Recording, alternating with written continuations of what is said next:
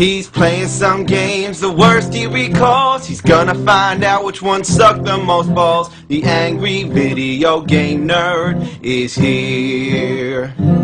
Oh, he's making a list and checking it twice. He's gonna go home and eat chicken and rice. The angry video game nerd is here. He hates the games that stink. He knows which games to break. He just might even hate them all, 'cause he's mad for fucking sake. You better watch out, don't give these games a try. You better not play them, he's telling you why. The angry video game nerd is here.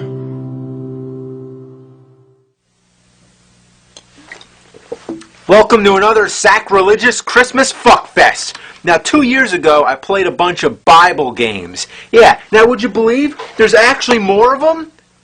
Like, who makes video games based off the Bible? Why would you do that? These games suck ass.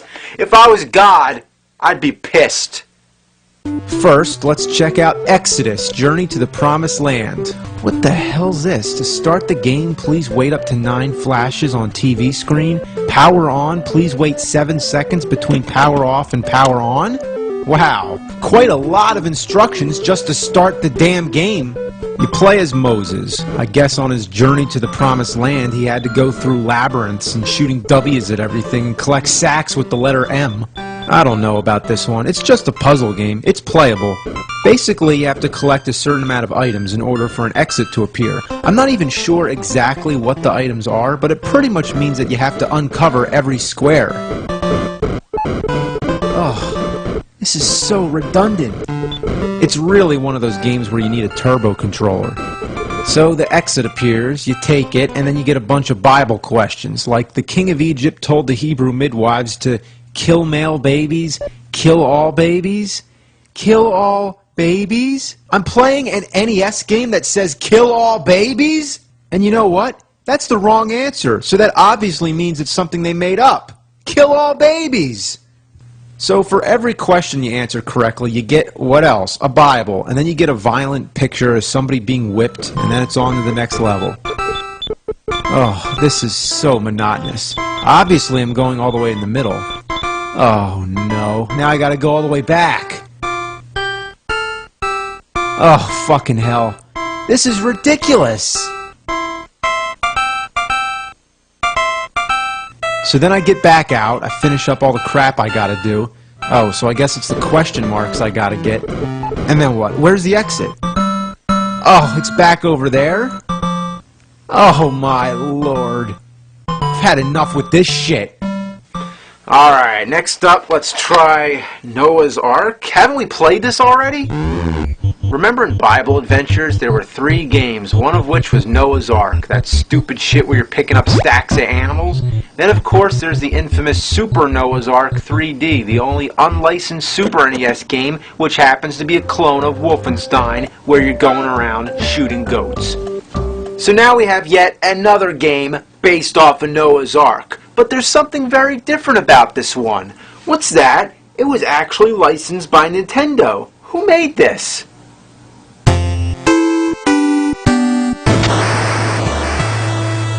Okay, now I'm really curious.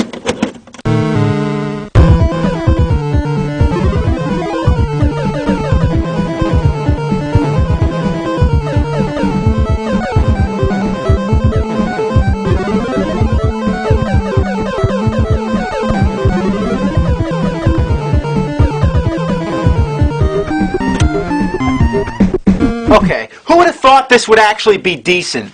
Well, it was only released in Europe, which means it's in the PAL format, and it can't be played on any North American NES, unless you have the top loader. That plays anything. The game's not bad, but it's fucking weird.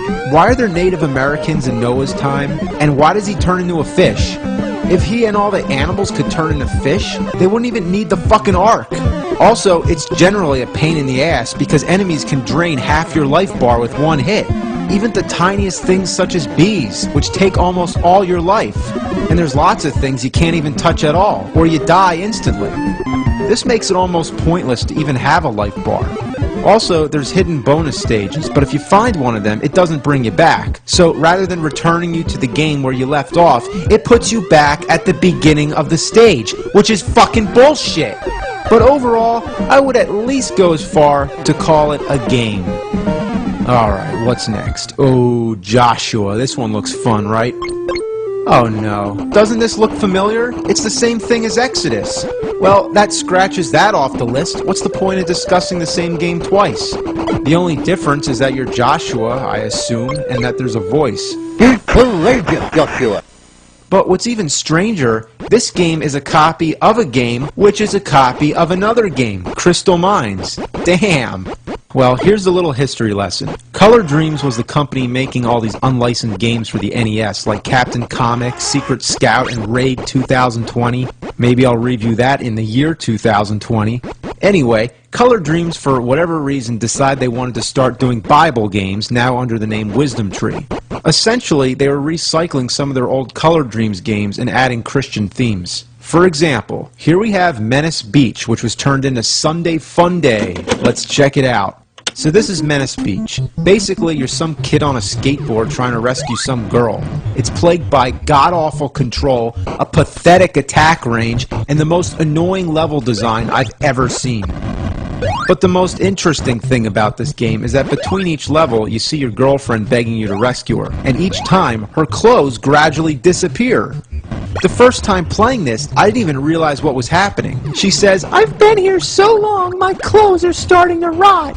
Seriously, that's the only explanation. I think she would die of starvation before her clothes would rot. But the funny thing is that it's a strangely effective way to get you to play the game, because just for curiosity's sake, it makes you wonder how much of her clothes are going to come off. It's like, hey, we got this horrible, shitty game, but there's a girl taking her clothes off, so you gotta keep playing. How did this turn into a Bible game?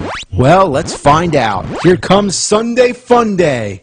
It might interest you to know, this is actually the last game ever made for the NES, and it was as late as 1995. Oh, no, there's 3 games! Oh boy, well, let's try them all. Here's Fish Fall. Okay, you're a hand trying to grab falling fish and throw them up into a floating basket. What does this have to do with the Bible? What does catching parachuting fish and throwing them up at an electric eel, have to do with the Bible? Oh, okay, it's got some Bible verses thrown in. Now it makes perfect sense. Okay, let's try For Him. What? It's karaoke? Oh, please. Now that I've wasted my time with all that, let's play Sunday Fun Day. Well, it's identical to Menace Beach. Just look at the title screens. It's the same exact game. Now, there are a few minor differences, but we'll get to them as we go. Instead of trying to rescue your girl, you're not even going to believe this when I tell you. You're trying to get to Sunday school. Yeah. Now, as much as that's the dumbest idea I've ever heard for a game, what I don't understand is why that's so difficult. Who are these raging atheists that don't want you to go to church? It's bad enough that the entire town's trying to stop you, but what's with the flying clowns, the old ladies coming out of boxes, and animals coming out of sewer holes? What's this guy's problem? Like, why does everyone want him dead? I'd say he's having quite a day. And the funny thing is, he probably gets to church and doesn't even mention it. Like, oh, what'd you do on this Sunday morning before church? Oh, well, I flew on a balloon that I got from some clown, and then I went through the sewers and beat up a bunch of plumbers. I hopped on some frog and bounced around on a bunch of springs and shit. Then I threw a bomb and blew some guy's fucking face off. Yeah, look at the face. Ooh, God, that's so violent. Now, instead of the stripping chick, you get this annoying bitch who does nothing but nag you. Get your ass to Sunday school! The only other thing I've noticed that's been changed are some of the enemies. Ninjas are now kids, and these Elvis-looking guys are now plumbers. Maybe ninjas were too violent, and Elvis's devilish rock and roll was too much for a religious game. But everything else fits perfectly fine. Why does a bird come out every time you kill someone? And why do they turn from white to black? Kind of like a reverse Michael Jackson. Your attack is so pathetic. It seems you have to keep skating past people while tapping the button, and I never figured out the right timing. It's just luck whether you hit them or not. What are you supposed to be doing anyway? Just spinning around? Look at this. I'm still trying to hit this guy. Finally. Oh, fuck. Another real piss-off is that it keeps going dark. Seems like I'm running into that problem a lot with games lately. It's so annoying. You have to keep hitting the switches to keep the room bright. Oh, come on, get the damn switch. Oh, what the fuck? Oh, man. I really hate those springs. All I'm trying to do is go down and to the right, but I can't make it. Oh. Oh, shit. Oh, God. When you don't want the springs to bounce you around, they do. And when you want them to, they don't. What the fuck? Why didn't it bounce me? There's also these squares that make you fall through the pipes. I don't know what that's about. Some enemies you can only kill with bombs, and trying to get them to stand near a bomb is ridiculously hard. Come on. Of course he's not going to come near it. Okay, there. Perfect. He's laughing, he's got 2 bombs ready to blow, and he walks away. Okay, there's another one. Of course, he goes right past it. Oh, there he goes. Fuck. Okay, look at this. This is nice. I'm stuck. I need a balloon to fly over the hole, but I need to go back to get the balloon. Too bad I can't jump high enough, so it's time to commit suicide. Here's the problem. This little ledge shouldn't be here. It's pointless because once you're there, you're stuck. Oh, fuck. Get me away from the bombs. I hate those fucking springs. Gah! Oh, got lucky there. I hate those fucking things. They're the worst. Damn! Oh, this game is so annoying. Look at this. I got trapped in some sort of pipe. There's no way down. What I'm trying to do is get on the floor and go under it. But there's a fucking spring that comes up. Then there's that damn switch making it go dark. I get bounced all over the place. Man! Just get down there. Oh! Oh! Oh! Fuck! I'm surprised. This game is actually really hard. It's one of the hardest I've ever played. Mostly because of this shit right here. You have to bounce on a bunch of springs. Some bounce you up and some bounce you down. The idea is not to touch the ones that bounce you down or else you die. But there's no clear distinction. They all look the same. At first, there's a pattern. Up, down, down. That's real nice. So it fucking fools you into thinking that there's a pattern, and then it just throws you off. But trying to avoid those down springs is almost impossible. Oh my fuck. Fuck this game. Fuck this fucking piece of shit. Oh man, I'm doing good. Holy shit, I might actually make it. Fuck!